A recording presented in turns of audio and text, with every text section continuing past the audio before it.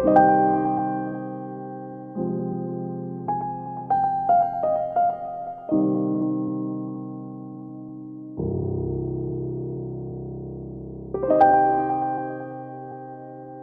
Tidlil Bouhafs.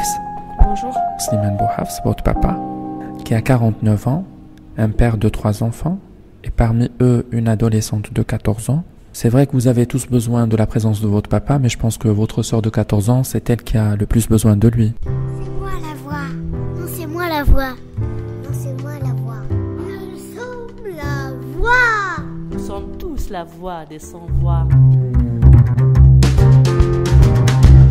Oui, effectivement. En fait, ma sœur, c'est la seule personne de la famille qui s'attache mais vraiment très, très fortement à mon père. Il l'a vraiment gâté et je dirais si elle aurait à choisir entre ma mère et mon père, elle choisira mon père en fait. Elle est très très attachée à mon père depuis qu'elle était un bébé, quoi. Donc je pense que oui, elle a vraiment besoin de mon père. Pour le moment, d'ailleurs, elle passe son brevet cette année et on essaye de la suivre attentivement. On essaye mais ça nous arrive de la trouver en train de pleurer toute seule dans la chambre. Donc après, quand on lui pose des questions, etc., elle refuse de répondre. Donc, comme si elle n'a pas vraiment vécu son chagrin, si on peut dire ça. Comme ça, elle n'a pas vécu.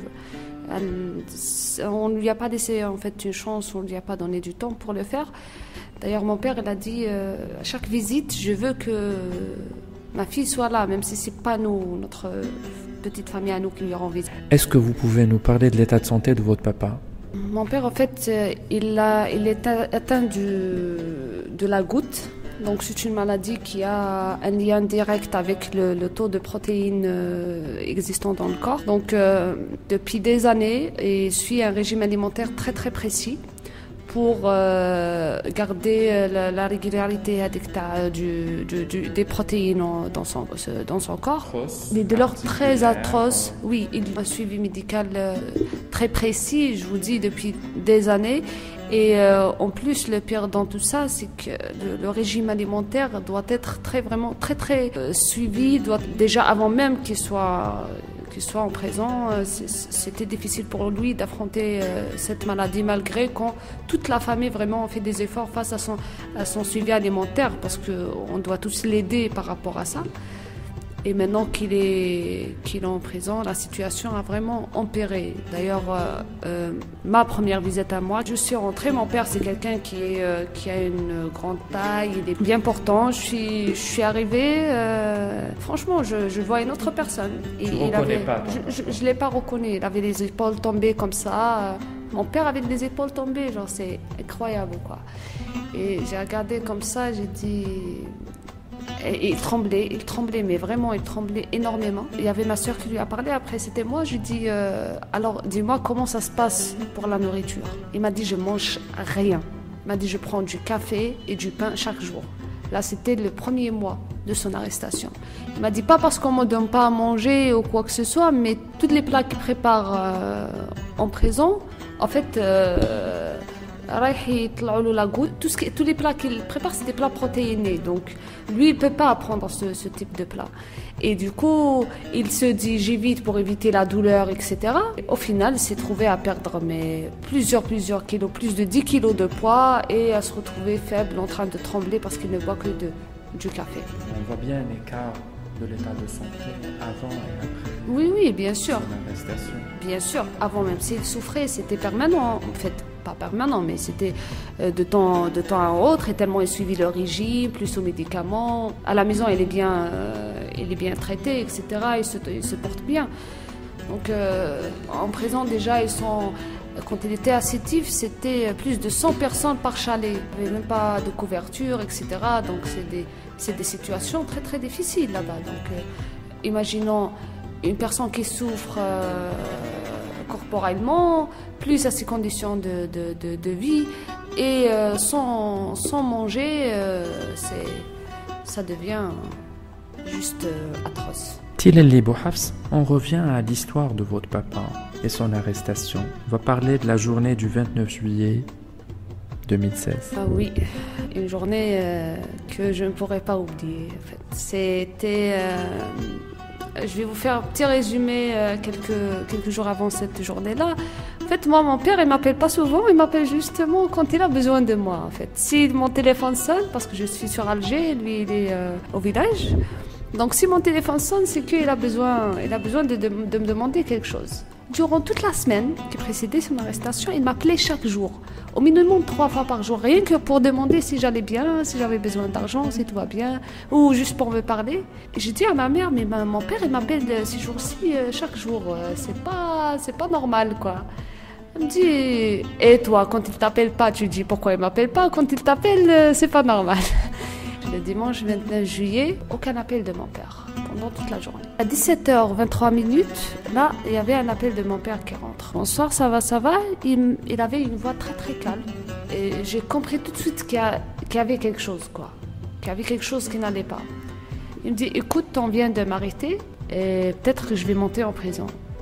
Qu'est-ce qui se passe? Il me dit, il n'a rien compris en fait. Il dit, j'ai rien compris. Il m'a dit, en tout cas, je compte sur toi. C'est juste les mots qu'il m'a dit. Philamène et au revoir. Là, je prends le téléphone, j'appelle et tout le monde ne veut pas parler. Ma mère, elle n'était pas là. En fait, pour vous parler de l'arrestation, il a été arrêté la matinée aux environs 9h30, 10h. Donc, en tout cas, ça a été la matinée. Il a reçu un coup de fil. Il est parti du village jusqu'à la Wilayat Sétif, à la ville. Il a reçu un coup de fil pour en fait rencontrer son ami. Justement, en arrivant, mon père, il se retrouve devant des personnes. En fait, c'était 2 voitures en Séville. Il commençait à lui parler de menaces qu'il a reçues pendant la semaine. Parce que mon père, il a reçu plusieurs menaces durant la semaine par téléphone. Et il a déposé plainte. Donc là, ces civils-là lui parlaient de cette affaire. Donc mon père n'a rien compris. Quel genre de menaces? Pour vous dire, mon père m'a dit que c'était des menaces par rapport à ses convictions, à ce qu'il fait, sur ce qu'il lutte, etc. Et ils l'ont menacé de nous, de ses enfants, de sa fille, de ma petite sœur, etc. Là, mon père ne m'a pas donné beaucoup de détails parce qu'on a parlé... Certainement, c'est des gens qui le connaissent alors. Oui. Et d'ailleurs, mon père il m'a envoyé les 2 numéros des personnes qui l'appellent. Je les ai gardés au jour d'aujourd'hui. Donc, il m'a dit pendant la semaine que voilà, il y a ces 2 numéros-là qui me harcèlent, etc. Et donc, il s'est rendu à la gendarmerie, il a déposé plainte et tout. Là, d'ailleurs, on n'a rien compris, ils n'ont rien fait, la gendarmerie.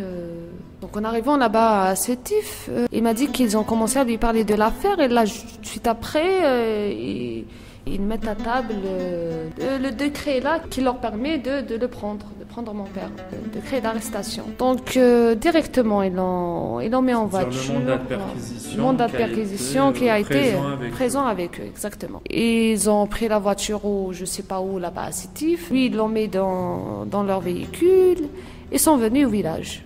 Avec les clés, bien sûr, de mon père, ils sont rentrés à la maison, ils ont fouillé tout. Dans le but de quoi, je ne sais pas. Mais votre maman n'était pas présente à la maison? Bien sûr, je cite ça parce que la matinée, quand ils sont sortis, il y avait un truc chez les grands-parents maternels.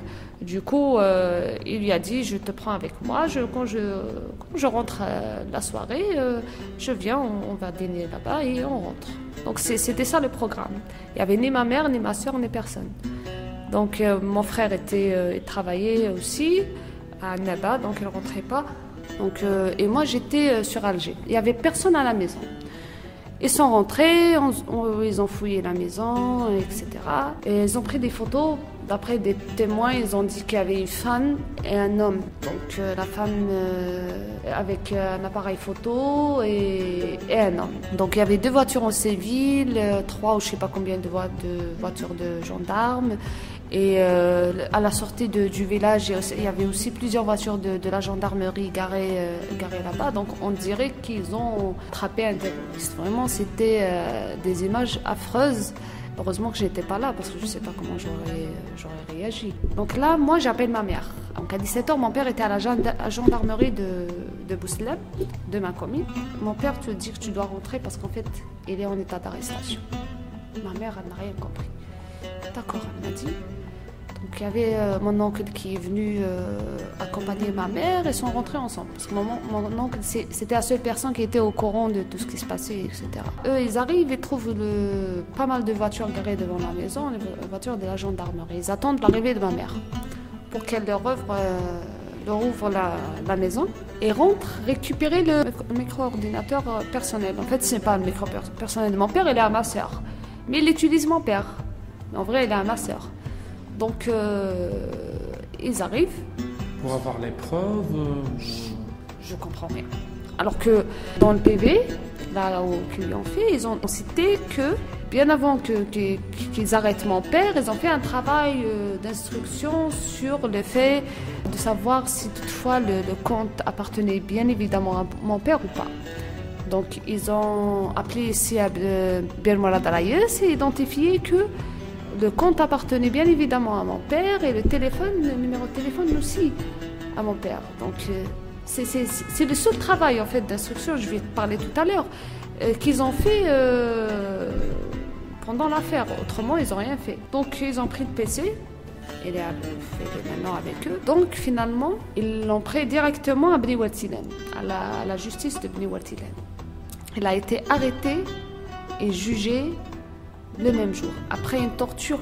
Donc imaginez-vous, une personne arrêtée à 9h du matin, il va être jugé aux environs 20h du soir, ou je ne sais pas quelle heure. Il m'a dit, mon père, je sais qu'il faisait nuit, mais pour l'heure, je ne sais pas. Et lui, il ne savait pas qu'il était en train d'être jugé. Imaginez que, voilà, ils lui ont posé pas mal de questions.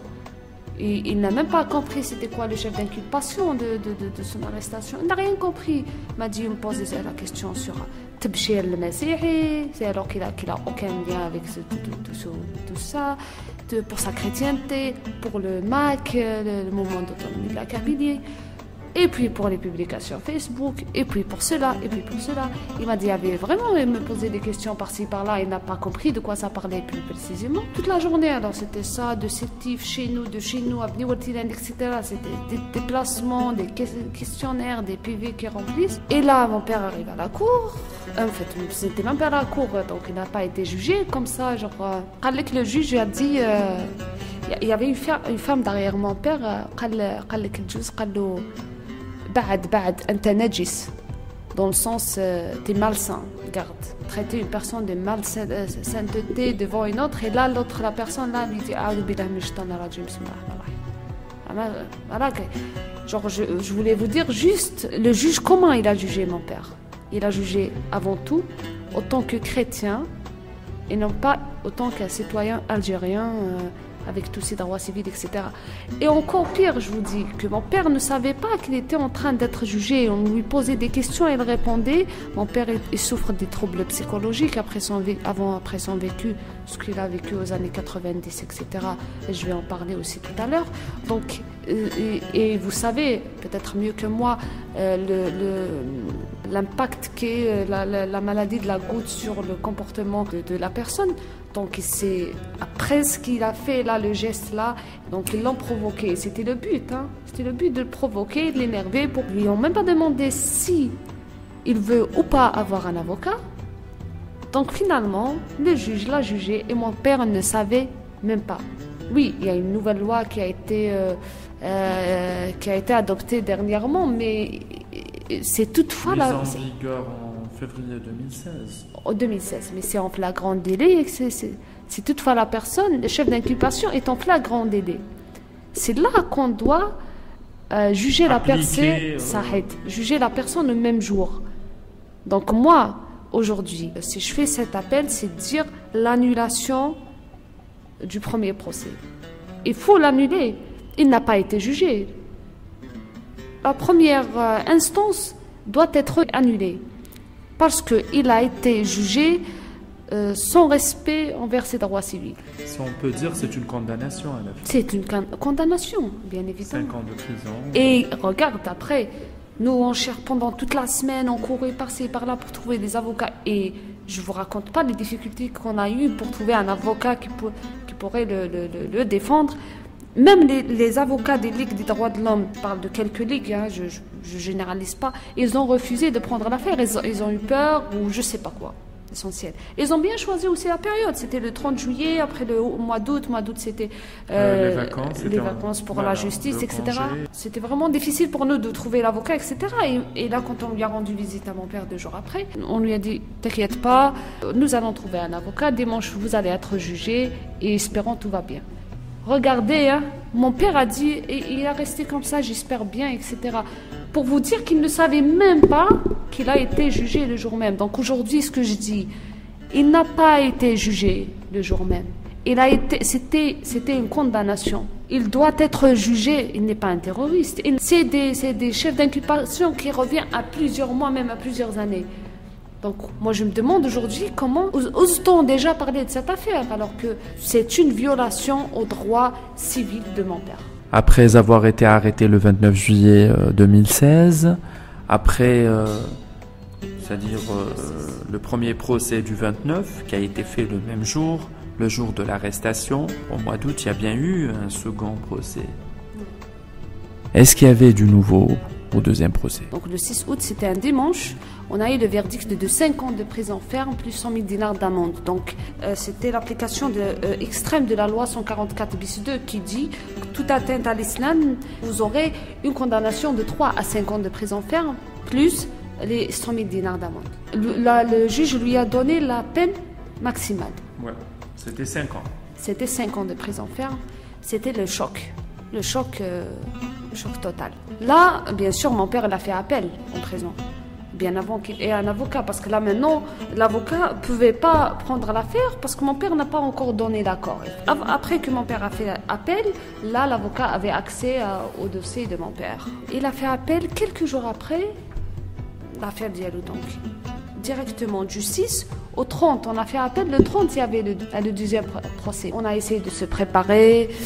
Il y avait Amnesty International qui a intervenu, il y avait les ligues des droits de l'homme qui ont intervenu, donc il y avait la presse qui a fait tout un travail de communication. Vraiment, dans cette période-là, entre le 6 et le 30, j'ai essayé d'informer et de dire que c'est une injustice totale. C'était une injustice totale. On a réussi à avoir 3 avocats, d'ailleurs, de la Ligue des droits de l'homme. En fait, les 2 avocats de la Ligue. Vous pouvez citer les noms, hein, Sophia Niken. Oui. Il y avait le maître Sophia Niken, il y avait aussi le maître Debouze. Il y a un autre maître qui est un ami de la famille. Ils ont bien décortiqué les détails de l'affaire, très très bien analysé l'affaire.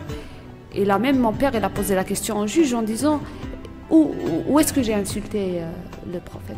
Donnez-moi l'écrit. Et le juge n'avait pas... Il n'y avait pas de preuve. Non, il n'y avait pas de preuve. Le dossier était vide. L'avocat lui-même était choqué, monsieur Debouze, quand il parle de l'affaire. Je souligne en rouge sur cette phrase. Il a fait un partage. Un partage. Donc, ce n'est pas ses propres propos. C'est un partage d'une autre page Facebook. Nommé Messenger Jar. Tout ça a été écrit dans le privé qu'ils lui ont fait. Là, vraiment, je sais pas, moi, j'arrive pas à comprendre l'affaire. Au jour d'aujourd'hui, je pose vraiment énormément de questions. C'est un partage d'une autre page Facebook nommée Messenger Jar. Et ils savent tout ça, patati patata. Ils sont au courant de tout ça. C'est un partage d'une autre page, mais aucun travail d'instruction envers cette page n'a été fait. Ils n'ont pas cherché à comprendre qui est Messenger Jar ou à qui appartient la page. Alors que, et ces propos-là, ce partage-là, entre parenthèses, dont il parle, alors que mon père, son compte, il a été piraté à maintes reprises pendant cette année. À 2 à 3 reprises. Moi, aujourd'hui, tellement mon père il est en prison, je ne peux pas lui montrer... ce sont ces partages-là qui sont les chefs d'inculpation d'IELC. Est-ce que c'est toi qui as partagé ça? Je pense même que ce n'est même pas lui qui les a partagés. Franchement, je pense que ce n'est même pas lui, que c'était un commenté, que c'était d'autres personnes qui l'ont fait au moment où son compte a été piraté. Pas mal de questions auxquelles on n'a pas de réponse. Et aujourd'hui, j'appelle à ce qu'on réouvre l'enquête, à ce qu'on fasse un travail d'instruction plus profond. Votre papa a servi le pays. Il était garde républicain. Dans une période d'instabilité où l'Algérie a vécu une instabilité. Votre papa était aussi policier, Oui. qui est sorti de cette époque-là avec un état de santé vraiment état précaire, hein, Ouais. invalide à 100%. Parlez-nous un peu de cette époque-là. Jacques, Ah. vous avez vécu, vous avez été privé de votre papa à cette époque-là. Bien sûr, Parce bien que sûr. votre papa était appelé à sortir tôt le matin et rentrer tard le soir. Il y avait des imprévus, il y avait des journées où il travaillait 24 sur 24, des fois 36 heures, des fois toute la semaine, tout le Exactement. mois. Vous ne le voyez pas. Parlez-nous de cette époque-là. En fait, en parlant, mon père a vécu cette époque avec avec tout ce que le peuple algérien a enduré, avec toute la terreur qu'il y avait eu. Il ne parle pas souvent de cette Période-là. période. Mais rarement, vraiment très rarement. Il dit que l'Algérie a vécu par une décennie noire, mais elle n'a pas été nommée décennie noire pour rien. Donc mon père était garde républicain, puis policier. À l'époque où il était policier, vraiment, il avait de contacts, comme il a dit au juge. Son premier procès, le juge lui a posé la question, il lui a dit pourquoi tu t'es converti au christianisme. Quelle est la raison? Mon père lui a répondu, moi aux années 90 où on risquait notre vie pour sauver celle des autres. Il a dit, je me suis sali les mains avec le sang des terroristes. J'ai vu des images et des terreurs et des choses mais inexplicables même pas. À cette période-là, j'ai vécu avec tout ce que j'ai vécu. Quelques années après, il y a eu la réconciliation nationale. 2005 aussi, la charte pour la paix et la réconciliation. 2 points historiques du pays qui ont vraiment marqué beaucoup de monde et on n'en parle pas. Il y avait eu la réconciliation. Mon père lui a dit, moi je suis invalide à 100% et j'en reçois un salaire ménable qui est de 17 000 dinars par mois. Et ceux qui ont tué des enfants, qui ont violé des femmes, qui ont torturé la vie des autres, ils ont réussi à avoir le pardon du pays et à circuler librement et à bénéficier aussi du travail, de l'argent, etc. Comment veux-tu que je ne vais pas me remettre en question et en cause profondément sur toute cette réalité? Donc c'était un choc pour mon père parce que il a été malade et il s'est senti seul après tout ce qu'il a fait au pays. Servir un pays dans une époque... Oui. Et c'est quelqu'un qui aime beaucoup sa patrie. Hein. C'est pas un simple citoyen. Comme ça. Parlez-nous de la situation financière de votre papa, bien avant son arrestation. Les 17 000 dinars ne serviront à rien, surtout avec l'état de santé. Ça n'a pas été facile pour nous. On a passé par des années très dures. Heureusement pour nous qu'on a reçu une éducation. Donc on était satisfait de tout ce qu'il y avait. On était des très bons élèves, d'ailleurs des meilleurs de la commune à l'époque. C'était ça en fait le but de mon père. Voilà, étudier, essayer d'avoir vos diplômes. C'est le seul et unique moyen. C'est le bijou de votre papa là. C'était ça. C'était quand on a des bons résultats, etc. C'était ça qui lui rendait heureux. Pour la situation financière, je ne vous mens pas, c'était vraiment très difficile. Et il essayait de faire autre chose, comme ça, bricoler par-ci, par-là, pour avoir de l'argent. Donc, ces 17 000 dinars, vous le savez, et je le sais, et tout le monde le sait, que c'est pas du tout de l'argent. C'était un homme honnête. Un homme honnête, et il dit, mon argent doit être de l'argent sain, et voilà. Et c'est ça, un musulman aussi. Hein. Oui, il a été musulman. Darar Mouhlal. Voilà. Ma mère est musulmane, mon père est chrétien. Il s'est converti en 97. On vit dans une harmonie totale. On n'a aucun problème par rapport à ça. Maintenant, on va repartir à l'entourage. On va parler du village. Est-ce qu'il y a eu une solidarité par rapport aux gens du village? Donc, comment voulez-vous qu'il y ait de solidarité pendant l'arrestation, alors qu'il n'y avait aucune humanité envers mon père bien avant son arrestation? Vous savez, il a été tabassé par un frérot musulman en 2003, mon père, presque à mourir. Il n'y avait aucun problème entre eux. Donc, et on a été expulsés du village en 2008. Donc on a vécu plusieurs années à Ouqas. Et tout ça... Vous habitez dans quel village, Sétif? C'est village Zerkoun, la commune de Bouslem. Et vous avez été renié Oui. de votre village, Renié de notre disant village. que c'est des gens à mettre en quarantaine. Voilà. Même le papa de mon père, voilà, c'est un chrétien, il ne doit même pas bénéficier de ses biens. Vous voyez, donc c'est pas quelque chose que je peux vous raconter en 1 heure. C'est vraiment un long parcours et ça nous a marqué tous. Hein. Ça vous a déstabilisé même dans vos études, dans votre vie sociale, c'est-à-dire où vous êtes fait des amis auparavant et puis vous vous retrouvez avec de nouveaux amis, de nouveaux camarades. Très difficile, je vous le dis. Peut-être que même. Est-ce qu'il y avait un problème de langue ou pas? Il y avait un problème de langue. À Sétif, c'était en arabe? C'était en arabe et en arrivant à Bougie, c'était autre chose en fait. C'est 2 mondes différents. C'est 2 réalités sociales plutôt différentes.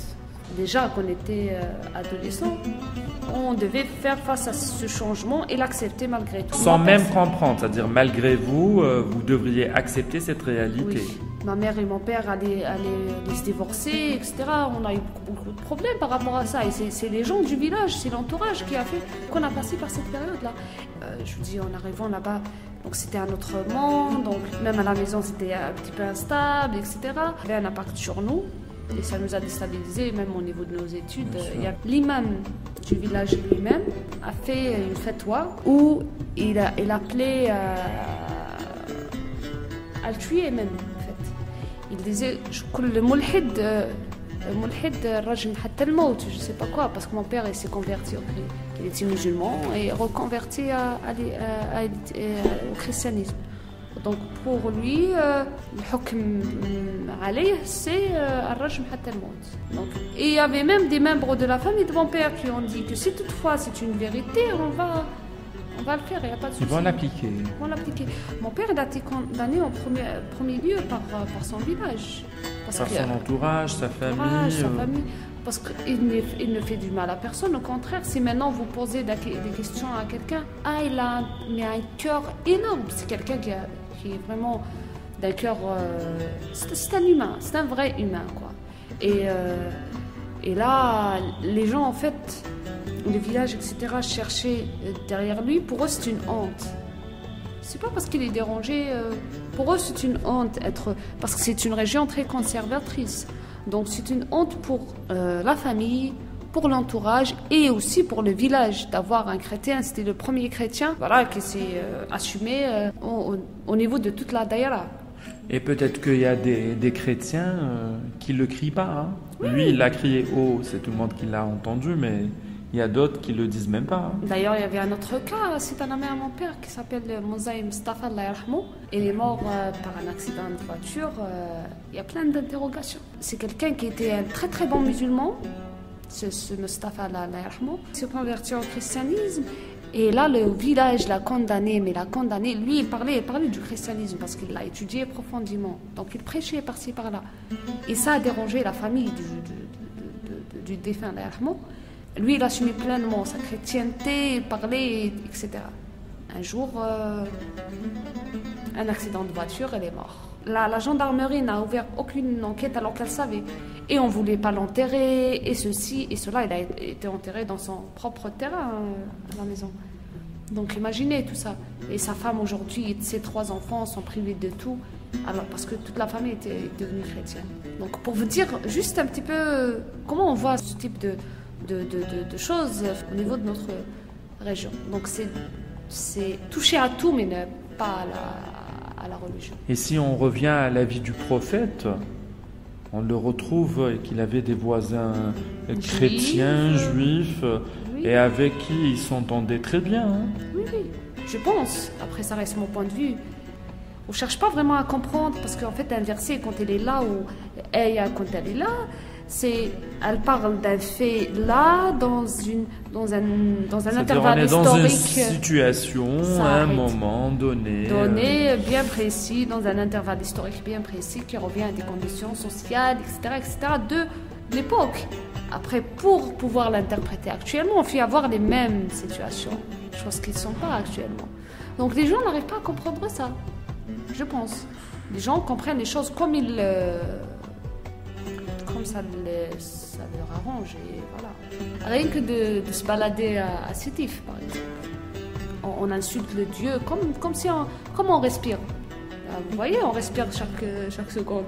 Donc là-bas, on insulte le Dieu comme ça, sans arrêt, on entend par-ci, par-là. Et les services de sécurité sont pareils, ils ont condamné personne. On insulte le Dieu sans parler du prophète. Le Dieu, le sacré. Vous imaginez? Donc, mon père qui a partagé, il n'a même pas insulté, ce ne sont même pas des insultes. Et ça reste sa liberté d'expression, je le dis. Il n'a atteint personne, il n'a violé personne, volé ni insulté personne. Et il a exprimé un point de vue qui n'est pas une insulte sur son propre compte Facebook, qui ne revient qu'à lui. Et c'est des faits qui remontent à très longtemps. Et je ne sais même pas si c'est vrai, c'est lui qui les a partagés ou pas, vu que son profil Facebook a été piraté à plusieurs reprises. Ils ont condamné mon père sans faire aucun travail d'instruction. C'est pas un terroriste. Pour le prendre comme ça du jour au lendemain et le jeter comme un animal en prison et voir la situation des prisons en Algérie. On a vu plein de cas actuellement, récemment, sur tout ce qui s'est passé. Je veux pas que mon père vive la même chose. Et j'ai bien peur que ça va être son tour.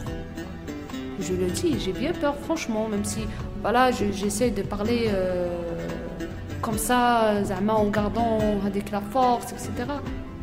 Mais au fond, il faut aller en prison pour voir la situation qu'ils endurent. Il faut aller là-bas, c'est pas du tout ce qu'on peut imaginer. Les conditions sont vraiment terribles. Ni chauffage, ni propreté, ni nourriture, ni sécurité. Parce que mon père, il a été à Sétif. Il m'a dit qu'ils étaient plus de 100 personnes par chalet. Imaginez. Ni lit, ni rien du tout, ni matelas, je sais pas de quoi, il n'y a même pas de couverture, le froid, la saleté, tout ça. D'ailleurs, maintenant, il est atteint d'autres maladies. Le diabète, maintenant, il se dérègle de temps en temps. Il a un problème de calcium, un problème de cholestérol. Donc, vous imaginez tout ça? Et s'il continue là, au bout de 4 mois, et on voit tous ces changements au niveau de sa santé et de son état psychologique, sans parler de ça surtout. Mais moi, je me suis dit que mon père est devenu plus âgé, il a pris 10 ans de plus. Déjà, étant libre, on est malade. Alors quand on est dans une prison... Peut-être pour vous, ceux qui entendent, ils se disent « Ah, 3 ans, c'est rien ». Quand on les vit, 3 ans, c'est un diplôme, c'est une licence universitaire. Oui. Donc c'est un avenir qu'on prépare. C'est chaque minute, chaque seconde, on la ressent et on la sent encore plus quand on est dans la situation. Nous, on est de sa famille, on endure ça, mais je me demande lui comment il arrive à supporter ça. Au quotidien, c'est du noir. Une pression, une angoisse. Qu'est-ce qu'il a fait pour avoir 3 ans de prison? 3 ans, c'est facile à le dire, mais... Ouais. Pour ma soeur, 3 ans, c'est avoir son bac. Et il ne va pas voir sa fille pendant 3 ans. Elle sort et la trouve, elle a eu son bac. Je ne le défends pas uniquement parce que c'est mon père, mais parce que la justice est là. Une enquête indépendante de toute... Oui. Ne le jugez pas autant que chrétien. En plus, c'est sa propre conviction. Maintenant, aux yeux de la loi... Insulter Dieu, il n'y a pas de souci, mais insulter le prophète, non. On ne comprend même pas. Moi, personnellement, je n'arrive pas à comprendre. Bien sûr, si on ne crie pas haut, il y aura d'autres victimes. Hein. Oui, certainement, certainement. Il y a il y aura des poursuites judiciaires à l'encontre de toute personne qui n'est pas musulmane. Hein. Vous savez, il y a des cas. Là, il y a des personnes qui me disent, votre père, il a de la chance de vous avoir, vous le défendez. Il y a d'autres cas où on n'en parle même pas, on n'entend même pas parler. Là, le cas de mon père, le cas de Tamat, le cas de Boras, le cas de ceci, le cas de cela. On entend parler, et pas assez, mais on entend parler au moins. Mais il y a des cas où les familles ne peuvent pas revendiquer le cas de Tamanaras, là. Ils n'ont rien fait. Qu'est-ce qu'ils ont fait? Ils ont fait la traduction du Coran à l'arabe courant. L'arabiette déjà. Darboum, 2-3 ans de prison ferme. On n'entend pas parler parce que la famille ne peut pas. C'est pas facile. Moi, vous croyez que c'est facile pour moi de. Il y a la famille qui est contre, il y a des proches qui se disent pourquoi, etc. Mais je sais que c'est une injustice et que je dois faire face jusqu'à la fin. Jusqu'au bout, avec votre papa. Est-ce que vous vous sentez menacé aujourd'hui? Oui, oui, oui. Je me sens menacée depuis son arrestation. Déjà que après que j'ai commencé à faire le travail de la presse, en fait, d'appeler la presse à parler de l'affaire, etc. Ça a dérangé les autorités. Si, voilà, vous arrêtez ou soit vous arrêtiez, soit vous risquez... Vous allez avoir des problèmes. Voilà, vous risquez des problèmes. Comment vous avez reçu la solidarité et la compassion des ligues et des avocats qui ont accepté de plaider pour votre papa? À l'occasion, je tiens à les remercier en fait. Faites contact par contact, chaque contact me donne le numéro de l'autre et me dit et m'oriente. Pas de carrière, je suis jeune, donc je commençais par-ci et par-là à apprendre, à comprendre certaines choses. La Ligue des droits de l'homme nous a promis une délégation d'avocats qui va défendre mon père. Ils ont essayé de contacter l'ONU. En tout cas, ils ont fait un travail. Les deux avocats, je les remercie profondément parce que je n'ai pas trop parlé sur ça tout à l'heure. Au deuxième procès, ils ont fait vraiment un travail parfait. Ils ont très très bien fait leur travail. Et je tiens vraiment à les remercier. D'ailleurs, M. Debbouze, il suit l'affaire jusqu'à maintenant, essaye de m'orienter, etc. Et que nous aussi, donc, malheureusement, ces ONG-là, etc., dernièrement, on leur a refusé d'avoir des conférences à Bougie, le jour même international de la Ligue des droits de l'homme. Donc, quand il y a quelqu'un qui défend les droits de l'homme, on leur met des petits obstacles par-ci, par-là, pour bien sûr les affaiblir, etc., les associations et tout ça. Donc on a reçu un soutien des ligues, un soutien des ONG, Amnesty International, etc. Un soutien de plusieurs citoyens. De la presse aussi? Oui, de la presse, surtout de la presse francophone, surtout. La presse en ligne? La presse en ligne, ouais. Oui, il y a... Les sites électroniques, oui, les sites d'information. Ça a parlé, mais énormément de l'affaire, surtout les premiers temps, partout. D'ailleurs, je voulais vous poser une question. Vous, passionné de la presse, en lisant ce qui se disait sur votre papa, est-ce que la vérité y était? Je voulais parler de crédibilité de la presse. Oui, oui. J'ai été déçue par ce qui a été publié. Parce que... Il y a un manque d'investigation, d'après vous. Il y a des gens qui se sont permis. D'ailleurs, je voulais même déposer plainte. Un journaliste de Chourouk. Je voulais déposer plainte. Parce qu'il a écrit des choses. Il n'a fait aucun travail. Il ne nous a pas contactés. Il n'a pas eu d'informations. Rien. Il commence à inventer ses enfants chrétiens et sa femme. Ils font ceci, ils font cela. C'est comme si on lit un conte. Il s'est endormi, il s'est levé, il commençait à raconter du grand n'importe quoi. Quand j'ai lu l'article, j'étais énervée. C'était pas le seul, hein. Il y avait d'autres. Il y avait moins de violence par rapport à cet article-là, mais il y avait d'autres, mais énormément. Surtout la presse arabophone. En plus, disons, la presse, elle a un impact sur la société. Ouais. Quand on publie du n'importe quoi, des mensonges, tout l'article était construit sur un mensonge, un grand mensonge. Mais pour les gens qui vous connaissent, c'est une atteinte à la crédibilité du journal, hein? C'est même pas une structure d'un article, quoi, un article de presse. La corporation de votre papa, qui était garde républicain et policier, était totalement absente.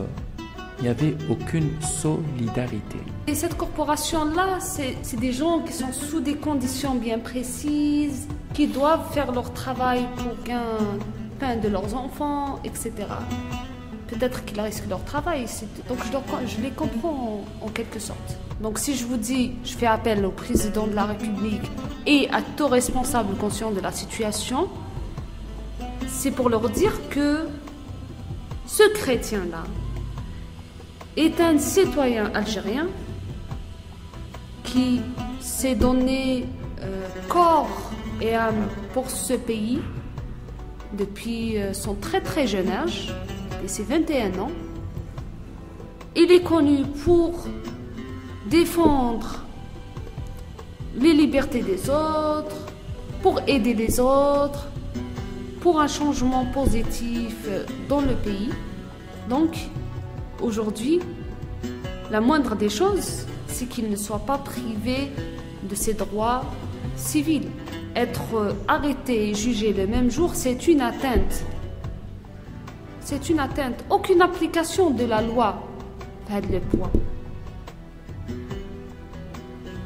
Et pire, pour des partages Facebook d'un autre compte, on fait même pas un travail d'instruction sur l'autre compte, sur notre page Facebook, et on condamne directement mon père de 5 ans de prison ferme. Maintenant, je suis déçue, franchement.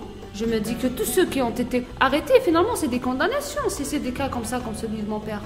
Quel est le travail de la gendarmerie? Où est le travail de juge d'instruction? Après, le travail de ceci, de cela et de ceci et de cela. C'est pas par des convictions religieuses liées fortement à moi que je vais vous condamner. Parce que, par exemple, imaginons, je ne suis pas musulmane, je suis juive. Et vous, vous êtes musulman, on ne s'aime pas, on ne s'entend pas. Je ne vais pas vous condamner parce que vous êtes musulman. Non. Nous-mêmes ne sommes pas des chrétiens et ça ne le dérange pas du tout. Ça ne le dérange pas. Ça nous arrive d'avoir des débats, mais des débats en toute transparence, en toute simplicité. Tout simplement. On peut être moderne, hein. On est en 2017. On peut être moderne, je pense. C'est être moderne, je pense, c'est arriver à vivre dans la diversité et l'harmonie. C'est ça qui fait la richesse d'un peuple. Si aujourd'hui on met à l'écart toute personne qui dit non, si on commence à se refuser déjà entre nous, comment veux-tu avoir une société? Une société où quelqu'un ait sa place, hein. Ouais. Alors on ne voudra pas d'un réfugié aussi, on ne voudra pas d'un étranger. C'est le cas. Et je pense que c'est ce que l'Algérie vit actuellement. On refuse les soi-disant, on les appelle les Africains alors que nous-mêmes nous sommes des Africains. On refuse les Noirs et on commence à leur coller des étiquettes. Ils font de ça, ils font de ceci, ils font de cela. Alors qu'ils sont des réfugiés. On n'apprend pas dans notre histoire en fait. Parlons-en de le cas de Tamelt. Ouais. À l'âge de 42 ans. Il nous quitte parce qu'il a osé dire quelque chose. On ne peut ni protester dehors pour nos droits, on ne peut ni parler sur les réseaux sociaux. Donc, taisez-vous, fermez-la, restez chez vous et tout va bien.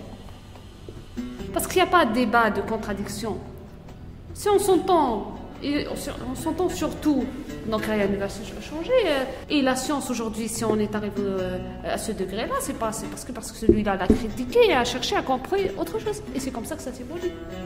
Donc mon père aujourd'hui, s'il a osé s'exprimer, en plus il n'a pas insulté, je le dis encore une fois. Avec l'affaire de mon père, on crée aussi de la haine, vous le savez. De la haine entre les gens. Celui qui est musulman, il se conserve encore plus dans sa religion. Celui qui est anti-islam, il devient plus athée. Et là, on voit deux extrémités et c'est ça le danger. Est-ce que vous croyez en la justice algérienne? Dire je crois pas à la justice, c'est dire je crois pas à une batterie algérienne. Non, j'y crois, en le pilier d'une société et d'un État. Bien sûr. Il y a la justice, il y a le journalisme, il y a tout ça. C'est les piliers de la société. On ne peut pas ne pas y croire. Si on n'y croit pas, on n'y vit pas. On ne peut pas accepter le vécu d'Yalna. Donc j'y crois, mais il est temps de revoir l'affaire de A à Z. Je pense que l'enquête doit être réouverte. Fois c'est ce monsieur-là qui les a partagés ou que son compte est piraté ou pas. Est-ce que c'est des vraies insultes ou pas? Donc, revoir la première condamnation, le premier procès du 29 juillet 2016. Surtout le premier procès de mon père, c'est ça. Je pense qu'il faut que la société algérienne comprenne qu'il y ait une séparation entre la religion et l'État. Il faut y avoir une justice indépendante. C'est l'un des secteurs de la justice. Je pense, c'est l'avis que tout le monde partage. D'ailleurs, c'est tous les Algériens qui le disent. Avec l'affaire de mon frère, j'ai appris beaucoup de choses sur la justice algérienne. Et malheureusement, ça m'a vraiment déçu. Heureux des martyrs qui n'ont rien vu. Vraiment, on a un beau pays, on a un pays... Waouh, on a les 4 saisons, on a tout ce que vous pouvez imaginer, on a dans un seul pays. C'est une richesse énorme. Mais on n'arrive même pas à garder une stabilité sociale. Et je pense que Ce qui fait de celui-là musulman, chrétien, je sais pas quoi, ça fait partie de la richesse de ce pays. Ça fait partie de notre richesse, il faut l'accepter. Des chrétiens et des juifs et des ceci et de cela existaient bien avant l'indépendance, bien avant. Donc c'est des citoyens algériens. Mon père c'est un citoyen algérien. Donc aujourd'hui, je crois en la justice algérienne. Je pense qu'elle peut faire quelque chose. J'espère, moi je fais appel à ce que la première instance soit réétudiée, qu'une enquête soit ouverte sur l'affaire. Est-ce que vous voulez faire un appel aux autorités algériennes et au président de la République, Abdelaziz Bouteflika? Oui, d'ailleurs, on a essayé de faire un rassemblement au niveau du ministère de la Justice et bien sûr, ils nous ont interdit de le faire.